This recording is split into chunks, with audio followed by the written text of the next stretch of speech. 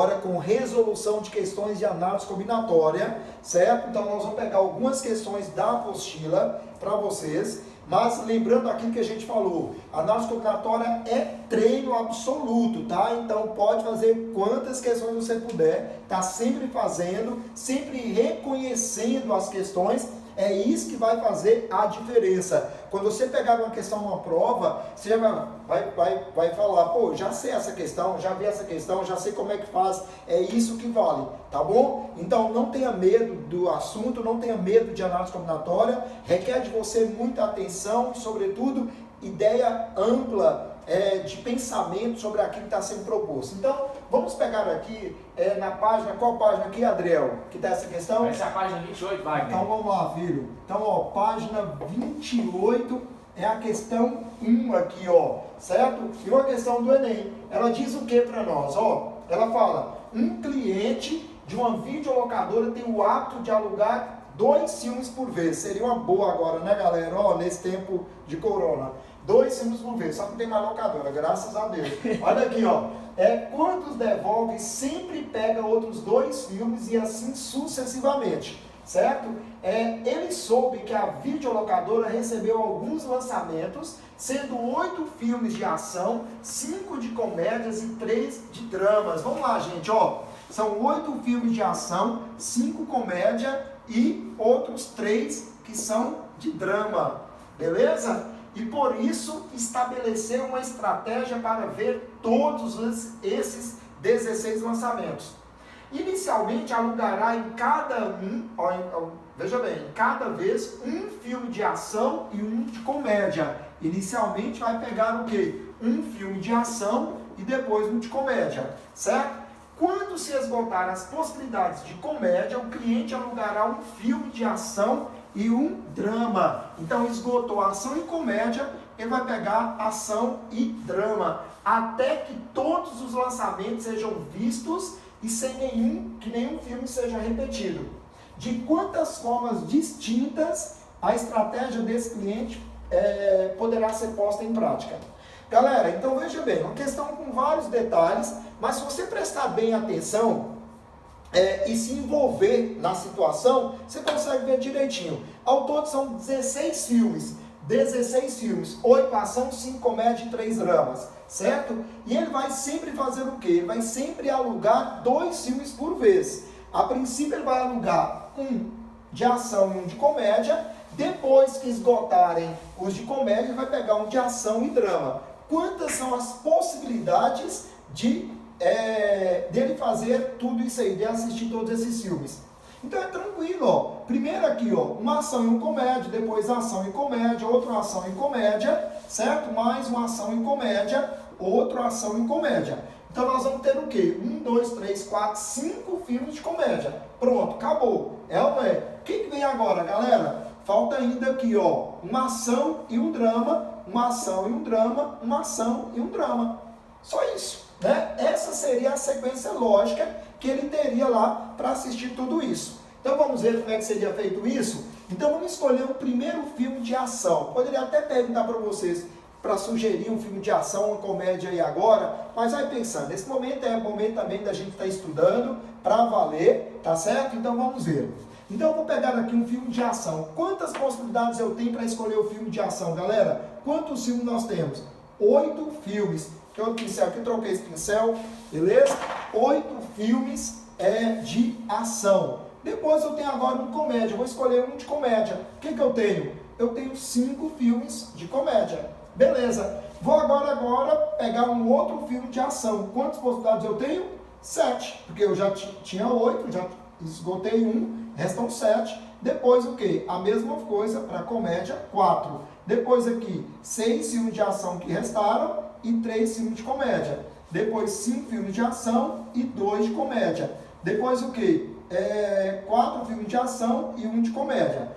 Já acabaram todos os filmes de ação, resta agora o quê? 3 filmes de ação, mas ainda tem 3 de drama, agora ação e drama. Depois 2 filmes de ação e 2 de drama. E finalmente 1 de ação e 1 de drama. Beleza, o cálculo seria tudo isso. Mas aqui a gente pode perceber nas alternativas que elas estão trabalhadas em função de um fatorial. E o que é um fatorial? É uma forma compactada de uma multiplicação. O que a gente pode perceber? Aqui a gente percebe que tem um 8 fatorial. De onde que sairia o 8 fatorial aqui, galera? 8 fatorial poderia sair de 8 vezes 7, vezes 6, vezes 5, vezes 4, vezes 3, vezes 2 e vezes 1. Olha aí, ó, eu já tenho um 8 fatorial. Só que aqui é um produto, não é isso? Então, eu estou vendo ali um 5 fatorial. Será que sai um 5 fatorial aqui? Vamos ver?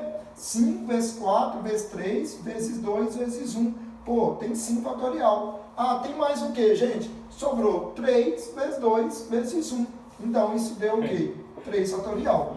Então, tá aí, nesse caso, né? A quantidade, o número de possibilidades dele assistir esse filme é um número muito grande aqui, ó. E por isso a resposta foi dada em função de fatorial. Beleza? Então isso é uma questão clássica aí, ó, bacana demais, envolvendo princípio multiplicativo, permutação, ou seja, o que vale é você compreender, identificar a questão. É isso que vale a análise combinatória. Ter paciência para isso, tá? E trabalhar e valeu. Beleza?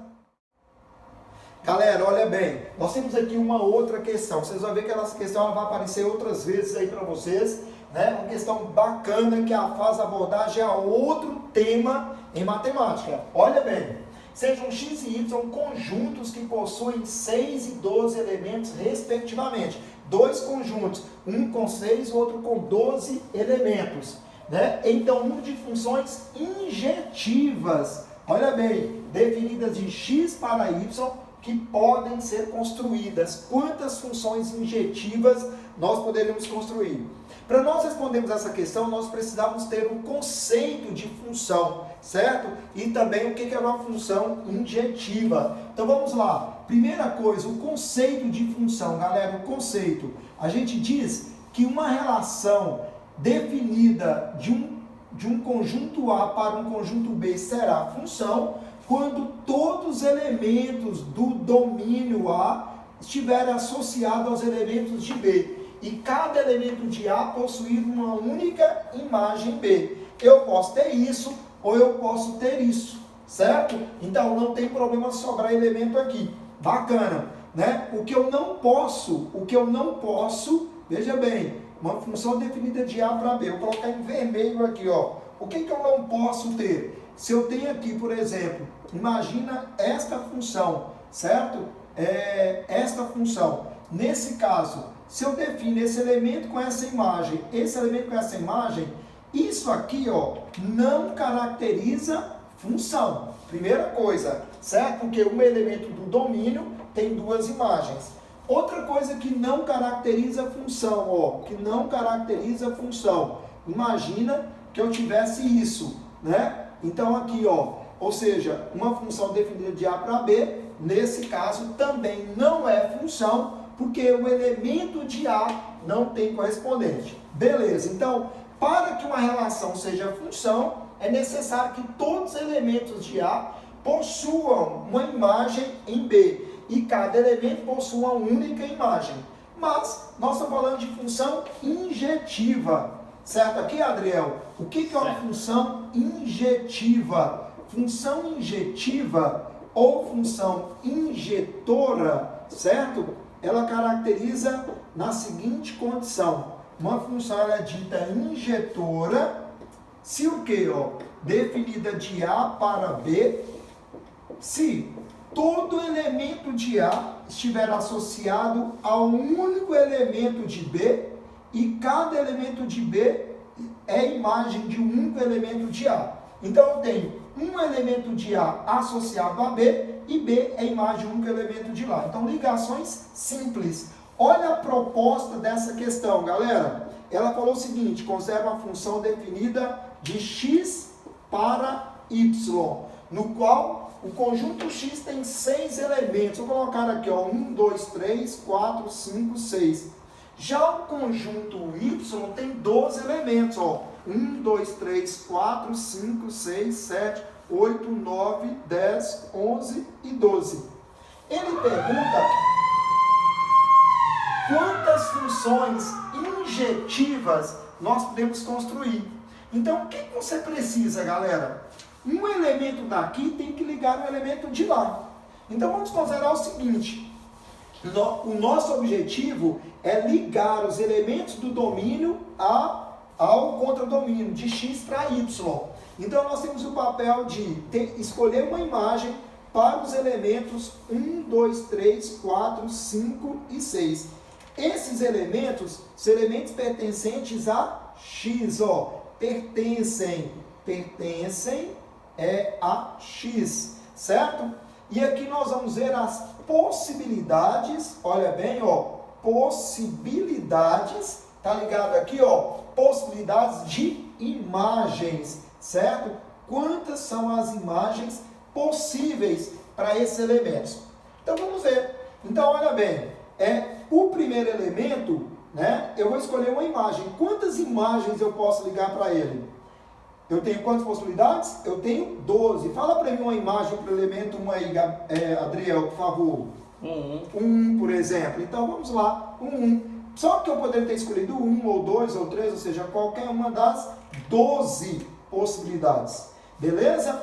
Uma vez que a função é injetora, elementos distintos ligam com imagens distintas. Então agora eu vou escolher a imagem do elemento 2. Quem eu posso escolher? Quem eu posso aqui, Adriel? 2, 12. Isso, 2, 12, por exemplo, pode ser qualquer um, menos o 1. Ah, Adriel quis ligar 2 a 12, era uma das possibilidades. Beleza, mas então quantas possibilidades restaram para mim? 11. Vamos multiplicando isso aí, Adriel. 12 vezes 11. E agora, a mesma coisa. O 3, só para ficar mais fácil de vocês enxergarem, eu vou ligar o 2, 2 aqui, ó, tá bom? Mas poderia ser qualquer um.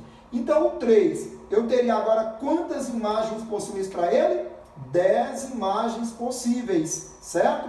Depois eu vou ligar o 4. Quantas imagens resta para ligar o 4? 9. Então, 9. Depois, agora para o 5, eu só tenho 8 imagens, porque eu já esgotei todas essas. E, finalmente, para eu ligar o 6, quantas imagens restam para mim? Vai estar 7 imagens. Então, o total de funções injetoras consiste em você escolher uma imagem para cada um dos elementos que aqui estão no domínio. E cada elemento do domínio vai ter uma imagem diferente. Portanto, deu quanto isso aqui, meu querido Adriel? Deu que é o show da matemática. 665.280. 665.280. Poxa vida, é função com borra, né, gente? Ó, 65.280 ligações diferentes que nós poderíamos fazer. Então, veja, não é uma questão complexa, só que aqui eu precisava do conceito de função injetora. Então, por isso que a análise combinatória faz parte de um contexto geral também e, sobretudo, você se fazer presente. Esse é o grande fundamento. Pensar, avaliar nas N possibilidades que alguma coisa pode acontecer e, obviamente, tendo conteúdo também, isso é importante. Beleza? É isso aí, vamos que vamos. Galera, vamos aqui mais uma questão, ó, questão 4 da página 29, ela fala de senhas, códigos, de uma maneira geral, questão clássica do Enem, questão clássica de análise combinatória, vale a pena estar atento a isso. Vamos ver? Olha o que ela diz. Um banco solicitou aos seus clientes uma criação de uma senha pessoal composta por 6 dígitos, formadas apenas por algarismos de 0 a 9, para o acesso à conta corrente pela internet. Entretanto, um especialista de um sistema de segurança eletrônica, né, recomendou à direção do banco recadastrar os seus usuários, certo? Solicitando para cada um deles a criação de uma nova senha com 6 dígitos, permitindo agora o uso das 26 letras do alfabeto, além dos algarismos de 0 a 9. Veja bem, nesse sistema, cada letra maiúscula, tá atento aqui, Adriel, vamos lá? Olha bem, um detalhe importante, tá? Cada letra maiúscula era considerada distinta de sua versão minúscula. Então, eu vou considerar um A e um A, duas versões distintas quando se usa a letra na senha. Beleza. Além disso, era proibido o uso de outros caracteres. Uma forma de avaliar a alteração do sistema era verificar o coeficiente de melhora, que é o que, gente? A razão do novo número de possibilidades de senha em relação ao antigo. Olha o que a gente quer? Saber em quanto aumentou, nesse caso, esse coeficiente quando você alterou a questão das senhas, que passou o que, gente? Então, são duas versões, certo? A primeira versão são 6 dígitos que vão usar os algarismos de 0 a 9. Na segunda versão, nós temos o que, galera? Nós temos a 6 dígitos continua, porém agora nós vamos usar os algarismos de 0 a 9, as 26 letras e considerando distinto letra maiúscula e letra minúscula. Beleza? Vamos ver? E qual que é a razão entre o número maior e o menor? E ele quer saber isso. Como você pode observar, aqui ó, os números propostos, a resposta proposta está em função de potências ou um número muito elevado. 62 aparecendo aí, fatorial, um número muito grande. Vamos ver o que seria isso? Vamos lá? Olha bem, então, duas versões. Primeira versão de senha. A primeira versão foi o que, galera? Uma senha era composta de 1, 2, 3, 4, 5, 6 dígitos. Que nós íamos usar os algarismos 0, 1, 2, 3, 4, 5, 6, 7, 8 e 9. Bacana? Então vamos ver. Quantas possibilidades nós poderíamos escolher ao primeiro dígito? Galera, quando se fala em senha, não tem problema começar com 0, certo? Não tem. Se fosse número, que nós teríamos problema. Então vamos lá. Nós temos 10 possibilidades de escolher o primeiro dígito, certo? Agora, vamos ver uma coisa. Essa senha era formada por dígitos distintos? Foi falado isso, gente? Não. Então esse é um detalhe muito importante de se observar em questões de análise. Os elementos podem ou não repetir, os algarismos podem ou não repetir. Aqui não disse nada, então isso quer dizer que pode repetir. Então eu teria 10 possibilidades de escolher o segundo. Por que são 10, gente? Porque são 10 algarismos aqui. Depois a mesma coisa, 10, 10, 10 e 10 para cada um, dando um total então o que de quê? 10 elevado a 6. Então eu poderia formar na primeira versão 10 a 6 senhas. É 1 milhão de senhas, é muita senha, beleza? Galera, então é o seguinte, vamos agora para a segunda versão. O que seria a segunda versão de senhas? Ela continua ainda sendo formada por 6 dígitos, beleza? Então 1, 2, 3, 4, 5, 6, 6 dígitos. Só que agora nós temos o quê? Nós temos 26 letras. Só que tem outro detalhe, as 26 letras, veja bem, maiúsculas diferem das minúsculas. Então nós teríamos 26 dígitos, considerando as letras maiúsculas, depois outras 26 minúsculas, além dos algarismos de 0 a 9, então mais 10 algarismos, beleza? Então total nós tínhamos aqui, galera, ó, 26, 52, 62 dígitos disponíveis para nós. É aí que está aparecendo as alternativas, o número 62 que vai aparecer agora. Então vamos lá? Nós vamos escolher o primeiro dígito da senha.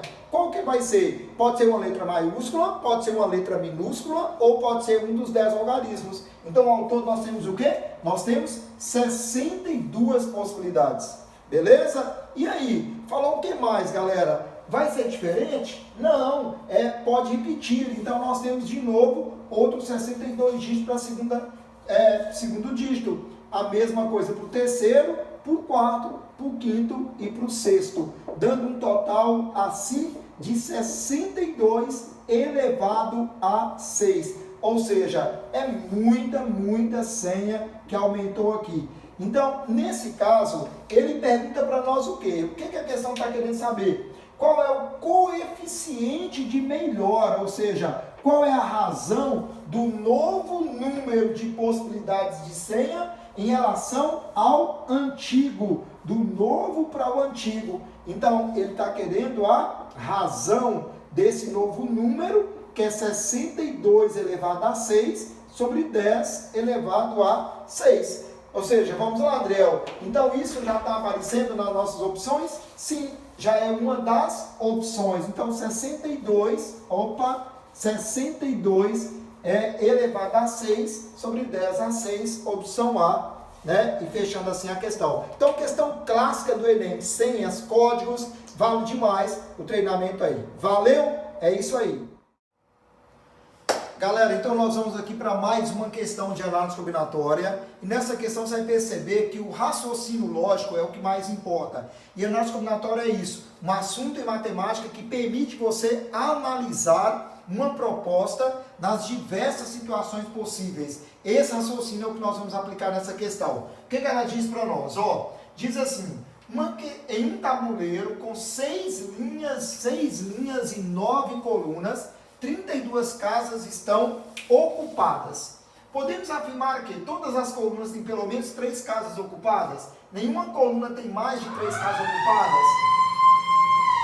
Alguma coluna não tem casas ocupadas? Alguma linha tem pelo menos 6 casas ocupadas? Ou todas as linhas têm pelo menos 4 casas ocupadas? Então, na verdade, o que você tem que fazer é analisar cada uma dessas possibilidades. Analisar. Então, vamos lá. Primeira, no tabuleiro com 6 linhas, 1, 2, 3, 4, 5, 6 linhas, certo? E 1, 2, 3, 4, 5, 6, 7, 8, 9 colunas. O que a gente sabe sobre isso? Que 32 casas estão ocupadas, certo? Então, o que a gente pode? Como é que eu posso distribuir isso aqui? Na opção A diz que todas as colunas têm pelo menos 3 casas ocupadas. Olha o que ele queria que você pensasse. Que tivesse 3 casas ocupadas em cada coluna. Quantas colunas são, galera? São 9 colunas. Se eu coloquei 3 em cada uma, então 3 vezes 9 deu o quê? 27. Como eu tenho que ocupar 32 casas, então nesse caso ainda falta o quê? Mais 5 casas para ocupar. Ou seja, todas as colunas têm pelo menos 3 casas ocupadas? De acordo com esse diagrama aqui, sim. Mas o que você poderia fazer? Será que você pode pegar aquele elemento, olha bem, nós podemos pegar aquele elemento que está ali e trazer para cá, esse elemento trazer para cá, esse elemento trazer para cá, esse para cá, esse para cá e esse outro para cá? Então nós ficaríamos aqui, essas colunas não teria casa nenhuma. Então, por exemplo, esse item aqui A, então já vai por terra, certo? Então, opção A não é. Opção B, nenhuma coluna tem mais de 3 casas, gente. Só aqui a gente já distribuiu com essa possibilidade que alguma coluna já tinha mais de 3 casas, certo? Então, por quê? Se eu colocasse todas as casas aqui, se eu ocupasse todas as casas, eu ainda ia precisar dessas aqui. Então, o item A já ajudou a responder o item B, que também está errado.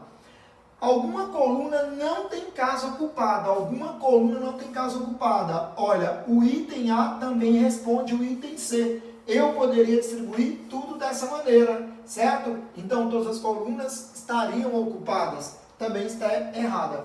Alguma linha tem pelo menos 6 casas ocupadas. Alguma linha tem pelo menos 6 casas ocupadas. O que é isso? Vamos imaginar que a gente conseguiu colocar o máximo de colunas. Vamos imaginar, o máximo de colunas. Quantas eu tenho aqui? 6 linhas. Aqui já ocupei 3 colunas, então já deu 18. Então aqui, 18, o que eu vou precisar, gente? Eu vou precisar, no mínimo, olha bem, de mais, nesse caso, 1, 2, 3, 4, 5, deu 32. Ou seja, se eu ocupar todas as colunas, eu vou ter uma linha, olha, essa linha aqui tem 1, 2, 3, 4, 5. Essa aqui também tem 5, essa tem 5, mas não deu para colocar todas em 5. Então, essa aqui teve 6 e essa teve 6. Alguma linha tem pelo menos 6 casas ocupadas? Sim, nós temos aqui uma proposta que uma linha tem pelo menos 6 casas ocupadas. Então, esse item D já está valendo. E vamos agora finalizar no item E. Todas as linhas têm pelo menos 4 casas ocupadas? Todas as linhas têm pelo menos 4, gente. Preste atenção no que ele está falando. Todas as linhas têm pelo menos 4 casas ocupadas? Se isso acontecer, eu vou ter o quê? 4 vezes 6 dá 24, certo? Então falta o quê? Falta mais 8. Então aqui 1, 2, 3, 4, 5, 6, 7, 8. Mas aí a mesma coisa do item A. Quem me fala que necessariamente eu tenho que ocupar essa coluna? Eu posso pegar esse elemento e levar para lá, esse elemento levar para lá, esse levar para lá, esse levar para lá? ou seja, já elimina essa possibilidade, onde diz que todas as linhas têm pelo menos 4 casas ocupadas. Então é uma questão de raciocínio lógico, certo? No qual você vai ter que analisar item por item. Essa questão, em outro momento a gente vai fazer, mas é naquele mesmo estilo de questão que aparece assim, ó. Vocês vão ver, se estudarem, se buscarem questões, vocês vão ver que isso existe. Por exemplo, numa sala tem 28 pessoas. 28 pessoas, certo? Nós podemos garantir, por exemplo, quantas fazem aniversário no mesmo mês. Então, qual o número mínimo de pessoas que fazem aniversário no mesmo mês? Certo? É uma questão no mesmo estilo dessa, com raciocínio lógico. Esqueçam, nós vamos responder depois. Beleza? É isso aí. Vamos para a próxima questão, então. A questão agora, a 9, tá bom?